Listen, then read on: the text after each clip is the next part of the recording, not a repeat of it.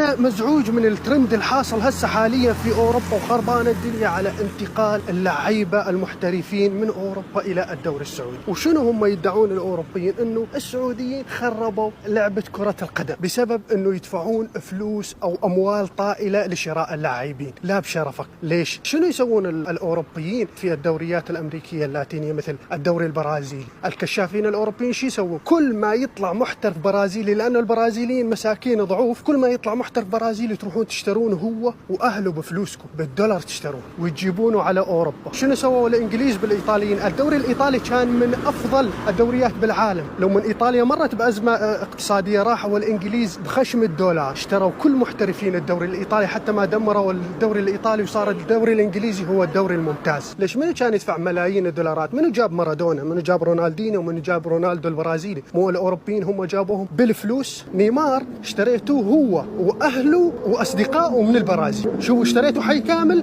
بفلوسكم. وهسه على أنه يعني رب العالمين بعث بلد عربي حب يهتم بالرياضة ويدفع فلوس أكثر منكم، صارت لا وين اللعب النظيف وما أعرف إيش، والسعودية جاء تدفع فلوس وخربوا الدنيا. لا، ويطلعوا لك عرب. أنا ما زعجني غير العرب يقول لك كيف والله اللعيبة جاد يروحون على الدوري السعودي لأنه السعودية تدفع فلوس. لا لو بشرفك أنت أذكى واحد بالعيلة، يعني أنت تطفرص بالعيلة بالذكاء. ليش مو اللي يلعبون بالدوريات الأوروبية 80 أو 90% منهم كلهم جايين من أمريكا اللاتينية ومن أفريقيا؟ ليش يلعبون بأوروبا؟ مشان يأكلون همبرجر؟ مشان فلوس حبيبي. اللاعب تدفع له فلوس أكثر يجيك، يعني هذا شيء طبيعي. هذول هم نفسهم اللي جاد يهاجمون السعودية الآن، هم نفسهم كانوا يهاجمون مونديال قطر. وموتوا بغيظكم. بالله عطنا اثنين هالاند ومبابي وشكلنا من فان دايك.